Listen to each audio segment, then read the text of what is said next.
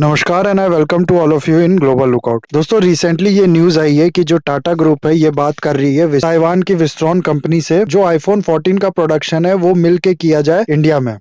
IPhone के बारे में आप सबको पता होगा, एप्पल कंपनी के ये जो स्मार्टफोन्स होते हैं उनको आईफोन कहा जाता है। काफी बेहतरीन इनके फोन्स होते हैं। जो फर्स्ट जनरेशन था वो लॉन्च किया गया था जनवरी 9 2007 में स्टीव जॉब्स जो इसके फाउंडर थे उसके द्वारा। फिर हर साल एक नया वर्जन इसका रिलीज किया जाता है और सिर्फ नवंबर 2018 तक बात करें तो 2.2 बिलियन फोन्स ये लोग सोल्ड कर चुके हैं, यानी 220 करोड़ फोन ये नवंबर 2018 तक सेल कर चुके हैं। अभी 3 साल बाद ये डाटा और भी ज्यादा होगा। 1 बिलियन से ज्यादा इस समय यूजर हैं आईफोन के, और जितने भी लोग फोन यूज करते हैं उनमें से सिर्फ 18% के पास आईफोन है। लेकिन एप्पल का जो स्मार्टफोन सेक्टर का प्रॉफिट है उसको देखा जाए तो ये टोटल जितनी कंपनीज इसमें इन्वॉल्व है उसके प्रॉफिट का 65% प्रॉफिट आईफोन को या फिर एप्पल को ही होता है। अभी तक इसका जो ज्यादा प्रोडक्शन है वो होता था चाइना में, और इसमें लगने वाले जो अलग अलग कंपोनेंट्स होते थे वो मंगाए जाते थे बहुत से देशों से। लेकिन एप्पल का मन है कि चाइना पे जो इतनी ज्यादा डिपेंडेंस है इसको कम किया जाए और इसका जो प्लांट है इसको शिफ्ट किया जाए बाकी जगहों पे, जिसके लिए इंडिया इनको एज अ बेस्ट अल्टरनेटिव दिख रहा है। हालांकि रिसेंटली वियतनाम में भी इसकी जो असेंबली लाइन है उसको लगाया गया है, लेकिन इंडिया के पास भी बहुत कुछ है एप्पल को ऑफर करने के लिए, और एप्पल भी उन सब चीजों का फायदा उठाना चाह रहा है। इसलिए उसका मन भी है कि इंडिया से जो प्रोडक्शन है उसको बढ़ाया जाए। इस साल होता क्या था कि जो एप्पल है वो अपना फोन लॉन्च करता था सितंबर के महीने में, और इस साल भी आईफोन 14 हाल ही में इसी महीने में लॉन्च किया गया है। और ये जो फोन्स होते थे एप्पल के, ये इसके जो लॉन्च के अनाउंसमेंट है उसके 1-2 वीक बाद मार्केट में मिलना शुरू होते थे। सबसे पहले इन फोन्स की प्रोडक्शन करता था चाइना, और इंडिया में जो प्रोडक्शन है वो शुरू होता था लॉन्च के 8-9 महीने बाद। लेकिन रिसेंटली फॉक्सकॉन जो कि लार्जेस्ट प्रोड्यूसर है आईफोन का, इसने काफी एनालाइज किया इस चीज को कि इंडिया में जो है वो प्रोडक्शन कैसे एक साथ शुरू किया जाए चाइना के, और इसका कहना है कि इस साल तो ये पॉसिबल नहीं हो पाएगा, लेकिन नेक्स्ट ईयर जब आईफोन 14 लॉन्च होगा तो चाइना और इंडिया में एक साथ साइमल्टेनियसली प्रोडक्शन जो है वो शुरू होगा। और इस साल भी जो टाइम गैप था इसका जो लॉन्च था उसके अनाउंसमेंट में और जो प्रोडक्शन है इंडिया में उसमें, इसको भी कम करके 2 महीने कर दिया गया है। यानी सितंबर में अगर इसको अनाउंस किया गया है तो अक्टूबर के एंड में या नवंबर के शुरू में इंडिया में भी प्रोडक्शन इसका शुरू हो जाएगा। तो ये काफी बड़ा अचीवमेंट है इंडिया के लिए, और फ्यूचर में जो एप्पल है आईफोन प्रोड्यूस करना चाहता है ज्यादा इंडिया में, तो ये भी एक पॉजिटिव साइन है इंडिया के लिए। और इस वीडियो में हम लोग और इस इशू के बारे में जानेंगे, ओईएम क्या होता है उसके बारे में जानेंगे, प्लस जो टाटा और विस्ट्रॉन का ज्वाइंट वेंचर है उससे क्या फायदा मिल सकता है इंडिया को, जो कि उसकी बाकी के असेंबली लाइन की जो कंपनीज है उससे नहीं मिल सकता है। ये सब जानेंगे, और भी बहुत कुछ आप लोग को जानने को मिलेगा इस वीडियो में। बस इस वीडियो को एंड तक देखिएगा, और वीडियो अच्छा लगे तो लाइक, कमेंट, शेयर, सब्सक्राइब जरूर कीजिएगा। अभी 200 से ज्यादा कंपनी जो है वो इन्वॉल्व होती हैं आईफोन के मैन्युफैक्चरिंग के लिए, या फिर इसके प्रोडक्शन में जो कंपोनेंट लगते हैं उसके सप्लाई के लिए। अलग अलग कंट्रीज जैसे कि Germany, China, Japan, USA, Switzerland और भी बाकी कंपनी से जो अलग अलग कंपोनेंट्स इसमें लगते हैं वो मंगाए जाते हैं, और फिर वो कंपोनेंट्स आते हैं असेंबली लाइन के पास, और इस असेंबली लाइन के अंदर इनको असेंबल किया जाता है और फाइनल प्रोडक्ट तैयार किया जाता है। कि अगर हम लोग सिर्फ असेंबली लाइन की बात करें तो 3 ही कंपनीज ऐसी हैं जो इसमें ज्यादातर इन्वॉल्व है। एक है फॉक्सकॉन, दूसरा है पेगाट्रॉन, और तीसरा विस्ट्रॉन। इसमें से जो फॉक्सकॉन है उस सबसे ज्यादा आईफोन प्रोड्यूस करता है, उसके बाद आता है पेगाट्रॉन। लेकिन इंडिया की अगर हम लोग बात करें तो फॉक्सकॉन और पेगाट्रॉन की प्लांट है तमिलनाडु में, और विस्ट्रॉन का जो प्लांट है वो है कर्नाटका में।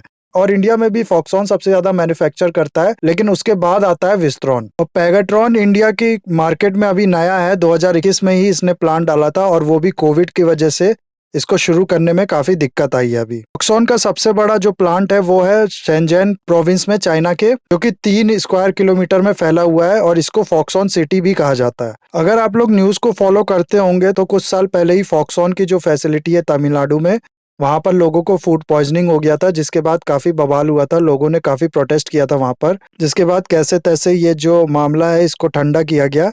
और ऐसा ही हाल हुआ था विस्ट्रॉन के कर्नाटका वाले प्लांट में भी 1 साल पहले। वहां पर बहुत टाइम से जो वर्कर्स थे उनकी पेमेंट नहीं की गई थी, जिसकी वजह से फ्रस्ट्रेट होकर वर्कर्स ने काफी तोड़फोड़ कर दी, और उसके बाद विस्ट्रॉन पे इन्वेस्टिगेशन भी चली। एप्पल ने भी कुछ टाइम तक इसको अपना कॉन्ट्रैक्ट देना बंद कर दिया था, लेकिन अभी फिर ये विस्ट्रॉन का कर्नाटका वाले प्लांट में काम चालू है।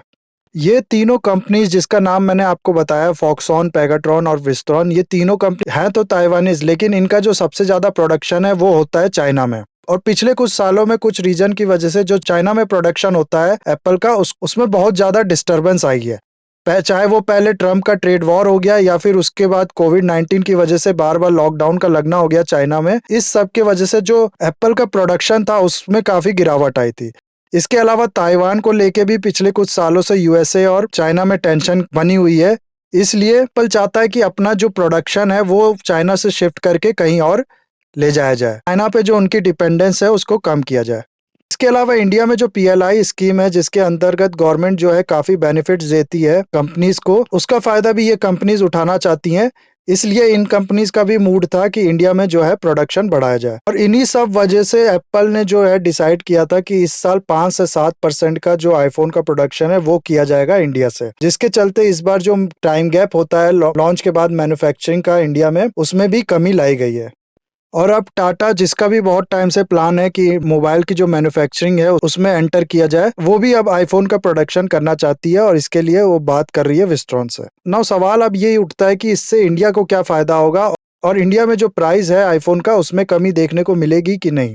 देखो फ़ायदा तो बहुत होगा, इंडिया की इकोनॉमी में कंट्रीब्यूशन होगा, जॉब्स बढ़ेगी, इलेक्ट्रॉनिक्स एक्सपोर्ट का जो टारगेट है इंडिया का $120 का 2025-26 तक, वो अचीव करने में हेल्प मिलेगा। लेकिन जो फ़ायदा हम लोग के दिमाग में सबसे पहले आ रहा होगा कि इसकी वजह से प्राइस कम होगा आईफ़ोन का, वो दरअसल नहीं होगा। उसके चांसेस बहुत कम हैं। एटलीस्ट शॉर्ट टर्म में तो बिल्कुल नहीं कहा जा सकता कि वैसा कुछ होगा। क्यों? क्योंकि इंडिया में ये जो कंपनीज़ हैं इनने सिर्फ़ असेंबली लाइन लगाई है, जहाँ पर ये सारे कंपोनेंट्स को एक साथ रख के असेंबल करके फाइनल प्रोडक्ट तैयार करते हैं।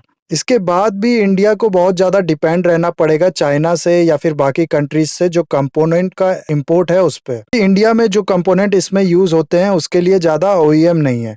ओईएम क्या होता है मैं बताता हूँ आपको। होता क्या है कि एक तो असेंबलर हो गया इसका जो सारे कंपोनेंट को उठा के एक साथ असेंबल कर देते हैं और दूसरा जो होता है वो कंपोनेंट्स को सप्लाई करने वाले होते हैं। वो जो कंपोनेंट्स होते हैं उसके जो मैन्युफैक्चरर होते हैं उनको कहा जाता है ओईएम यानी ओरिजिनल इक्विपमेंट मैन्युफैक्चरर। ये ओईएम प्रोडक्ट बनाते हैं लेकिन डायरेक्ट मार्केट में नहीं सेल करते, ये दूसरे कंपनी के लिए अपना प्रोडक्ट बनाते हैं। जैसे कि इंटेल का यहाँ पर एग्जांपल ले सकते हैं। इंटेल क्या करता है, चिप बनाता है और ये चिप वो बेचता है एचपी और डेल जैसी कंपनीज को, और वो कंपनीज फिर ये इस चिप को अपने लैपटॉप में लगाती हैं और फिर अपना लैपटॉप फाइनली मार्केट में बेचती हैं। और इंडिया का क्या केस है कि ये जो कंपोनेंट्स लगते हैं आईफोन के मैन्युफैक्चरिंग में के जो ओईएम्स हैं वो इंडिया में नहीं है। इसी वजह से इंडिया को जो ये कंपोनेंट्स है ये इंपोर्ट कराना पड़ेगा बाहर की कंट्रीज से, जिसकी वजह से उन पे जो इंपोर्ट ड्यूटी लगता है 20% का वो लगेगा, प्लस उनको फिर जो मार्केट में बेचना होगा तब जीएसटी लगेगा 18% का। इसके अलावा जो एक्स्ट्रा फीस लगती होंगी वो भी लगेगा और इन सब की वजह से जो आईफोन का प्राइस होता है वो फिर भी हाई रहेगा। थोड़ी कमी हम लोग एक्सपेक्ट कर सकते हैं आईफोन प्राइस में, लेकिन उतनी ज़्यादा कमी हम लोग को देखने को नहीं मिलेगी। लेकिन होगा क्या कि जब ज़्यादा असेंबली यहाँ पर होने लगेगी मोबाइल फ़ोन्स की, तो चांसेस है कि ये जो ओईएम्स है या फिर ये जो असेंबलर हैं ये अपनी ट्रांसपोर्टेशन कॉस्ट कम करने के लिए या फिर अपनी सप्लाई चेन को और फास्ट बनाने के लिए इंडिया में ही जो कंपोनेंट्स इसमें लगते हैं उसका मैन्युफैक्चरिंग भी शुरू कर दें, या फिर दूसरी कंपनीज भी डिमांड पूरा करने के लिए उन कंपोनेंट्स का मैन्युफैक्चरिंग करना इंडिया में शुरू कर दे। हाल में ही इन दोनों कंपनीज ने विस्ट्रॉन और फॉक्सकॉन ने ये अनाउंस किया है कि ये जो पीसीबी बोर्ड्स होते हैं उसकी भी असेंबली लाइन लगाएंगे इंडिया में, और ये पीसीबी बोर्ड रिस्पॉन्सिबल होते हैं टोटल मोबाइल को जो प्रोडक्ट करने में कॉस्ट लगती है उसके आधे के। यहाँ पर इंडिया को फायदा मिल सकता है अगर लॉन्ग टर्म में यहाँ पर भी जो ओईएम्स हैं वो क्रिएट होते हैं तो।